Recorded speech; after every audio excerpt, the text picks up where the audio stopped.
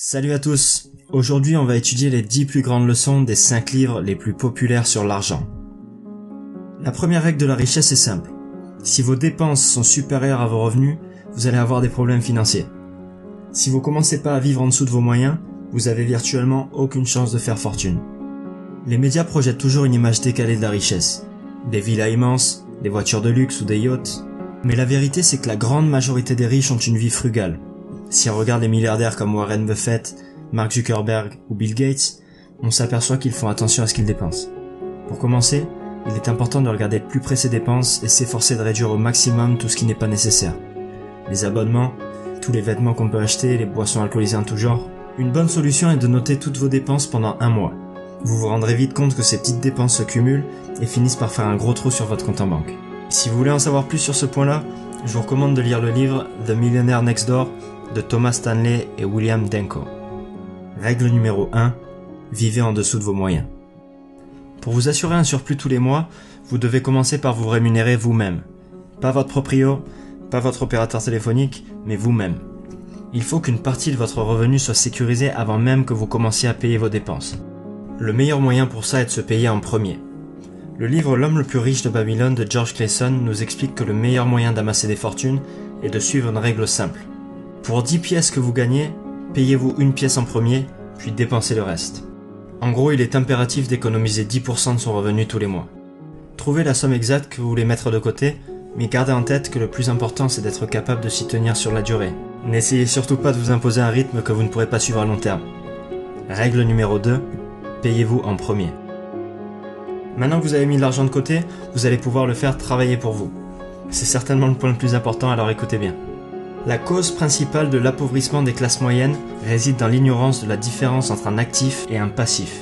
Un actif est toute chose qui produit pour vous un cash flow positif, c'est-à-dire qu'à long terme ça aura mis plus d'argent dans votre porte-monnaie que ça en aura sorti. Ça peut par exemple être une action, de l'immobilier, un brevet ou des droits d'auteur, une chaîne YouTube ou un site web. Un passif au contraire a un cash flow négatif. Une Ferrari par exemple est pour la plupart des gens un passif. L'achat, l'assurance, l'essence et l'entretien vont entraîner de grosses sorties d'argent, alors qu'aucun revenu ne sera généré. Attention, ça ne veut pas dire qu'il ne faut pas s'acheter de Ferrari si on en a les moyens. Écoutez la subtilité.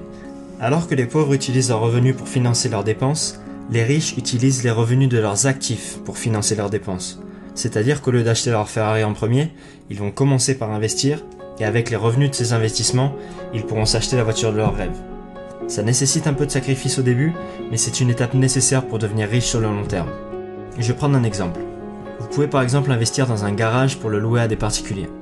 Imaginons que le garage vous coûte 5000 € et que vous le louiez 100 € par mois.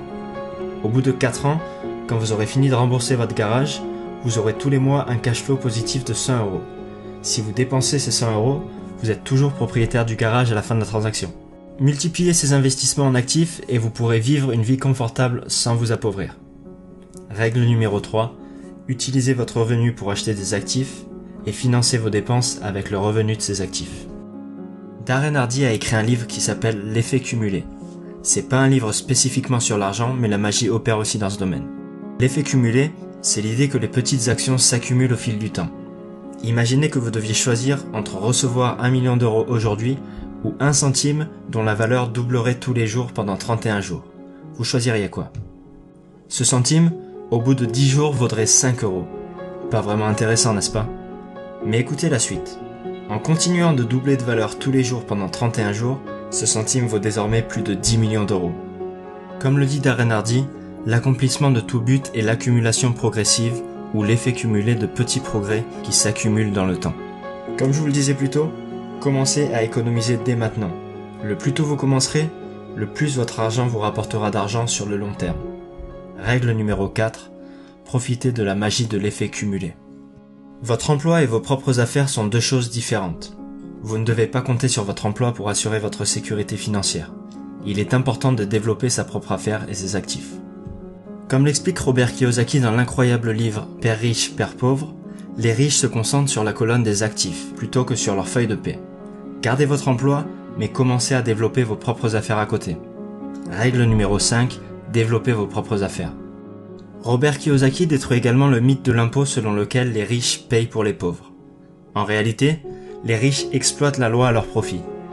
Alors que les classes moyennes gagnent de l'argent, sont taxées, puis dépensent ce qu'il reste, les riches créent une société qui n'est en fin de compte qu'une pile de contrats, financent leur train de vie, puis sont taxés sur ce qui reste. Ils font ça comment? Grâce aux sociétés qu'ils possèdent. Il faut savoir que les sociétés sont taxées sur les bénéfices, c'est-à-dire sur ce qu'il reste après que tous les frais de l'entreprise soient couverts. La plupart des dépenses des riches passent donc en frais d'entreprise. Par exemple, une voiture de fonction avec chauffeur, les repas, l'inscription à un club de sport. Toutes ces dépenses sont financées par votre entreprise et vous payez vos impôts sur ce qu'il reste. Règle numéro 6, apprenez à optimiser vos impôts grâce au pouvoir des sociétés.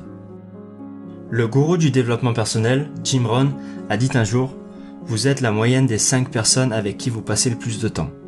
Est-ce que vous pensez que vous avez plus de chances de devenir riche si vos amis passent leur week-end à regarder la télé ou s'ils les passent à faire du sport et à développer leurs propres affaires? Votre entourage a une importance capitale dans votre vie. Il détermine votre façon de penser, votre estime de soi et vos décisions. Règle numéro 7, entourez-vous de personnes qui réussissent. Quand je vous parlais d'investir dans des actifs, je ne vous ai pas parlé du plus important des actifs que l'on possède, notre cerveau. Notre cerveau a la capacité de nous rendre extrêmement riches si on y investit suffisamment. Il est primordial de continuellement développer ses connaissances. Vous avez différents moyens pour y arriver: lire des livres, participer à des conférences ou regarder des vidéos sur YouTube comme celle-ci et mettre en pratique tout ce que vous avez appris. Vous pouvez ainsi apprendre rapidement ce qui a pris des années d'expérience à d'autres personnes et de nombreux échecs. Règle numéro 8, augmentez votre capacité à gagner de l'argent. Vous devez réaliser que vous allez vous-même rencontrer des échecs, mais ça ne doit pas vous décourager. La plupart des gens ne gagnent jamais car ils ont peur de perdre. Si vous essayez d'éviter l'échec, vous éviterez également le succès. L'échec inspire les personnes qui réussissent, donc ils n'ont pas peur d'échouer. Ce qu'ils craignent plus que tout, c'est l'inaction. Vous saviez que Thomas Edison avait échoué 1000 fois avant de découvrir l'ampoule électrique? Règle numéro 9, ne craignez pas l'échec, mais l'inaction. Au début du XXe siècle, Andrew Carnegie, alors homme le plus riche du monde, missionna Napoleon Hill pour étudier les centaines de personnes les plus riches des États-Unis et retranscrire par écrit la formule qui leur avait permis de faire fortune. Le résultat fut un livre publié en 1937 et qui reste encore aujourd'hui l'un des livres les plus reconnus sur la richesse. Réfléchissez et devenez riche. L'auteur nous explique qu'un prérequis fondamental à la richesse est le désir. D'après ses conclusions, les 6 étapes pour transformer un désir ardent d'argent en son équivalent matériel sont les suivantes. Fixez le montant exact de la somme que vous désirez. Ensuite, sachez ce que vous allez donner en échange de cet argent. On n'a rien pour rien. Fixez avec précision la date à laquelle vous voulez être en possession de cet argent.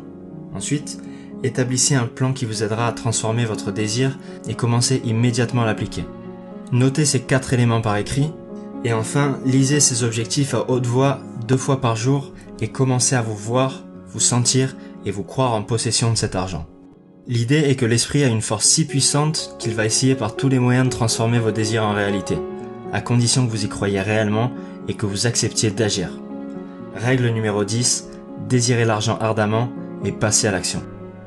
Voilà, c'est tout pour aujourd'hui. J'espère que vous avez appris des choses et si c'est le cas, n'hésitez pas à liker et partager cette page autour de vous. Je vous dis merci et à très bientôt.